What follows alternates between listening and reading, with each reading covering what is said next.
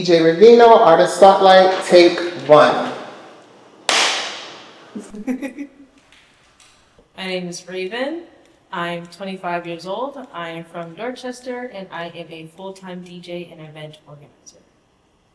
A few events that I started, or at least I was a part of when I first started DJing, we used to go to this community center in Brighton, and one of the first events that we used to throw there was called Spark Revolution. It was on 420, coincidentally.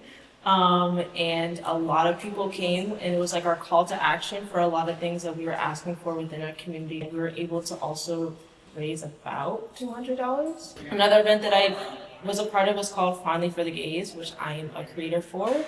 We were in this venue space called the Front Street Project, and a lot of events that were being hosted there were very male-centered, and the person running it was like, we have this idea, we should do it together. We had about 250 people come, and we had multiple vendors, tooth gems, photo booth, DJs, performances. It really was to fulfill a space for Black, non-binary, femme-presenting people within the city and their allies alike, but making sure the prioritization was for dark-skinned Black trans femmes. I am a product of Boston after-school programs, but also a lot of Baptist churches within the city. And they were able to show me examples or actually give me the definition of what community looks like and what communal work looks like. I've done the Boys and Girls Clubs, I was in the church choir, I've done so many after-school programs, you can name them. And a lot of them showed me different ways of how to really show up for each other, what mutual aid looks like. You scratch your back, I scratch yours, but also being able to figure out how to survive in a system that was meant to harm us at the end of the day, and being able to show that there is hope while there also is misery in the same space and existing within it together. He also gave examples of how to physically be in those spaces together without any sort of consequence. The block parties, the cookout, the baby shower. I'll make the meatballs, you make the mac and cheese, I'll bring the decorations, and no one had to worry whether this child was going to have a beautiful first birthday or a beautiful christening, or even just making sure the Sweet 16 was going to look beautiful. Everyone made sure that it was going to happen no matter what. The way nightlife has shown me a way to also show up for people is definitely the biggest way that has impacted my life. A lot of people don't get the opportunity to let loose.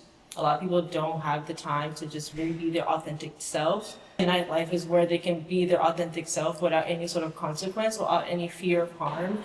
Things like that is how I got to understand what nightlife means to me and what community means to me in those spaces. Even though they are so controlled by white cis heteronormative values, we're still figuring out ways to disrupt that and challenge that. The first thing that I think about when I hear the word Pride Extended, I honestly think of abundance, because it honestly feels very like abundant in the way the word comes out of your mouth. Like it literally means an extension at the end of the day. But I also think like a lot of the values that comes along with that type of program is making sure that all marginalized people that represent the people they're trying to help are going to be abundant. Whether that's joy, whether that's money, financially, food, love, whatever the case is going to be, like that's what they're trying to push at the end of the day. Definitely keep me in your peripheral. I'll be at Legacy every Thursday for open house, for Frolic. If not, you can always catch me at Earl's at Assembly Row for their house night, also on Thursdays. If you're looking for a nice little dinner with your bookie,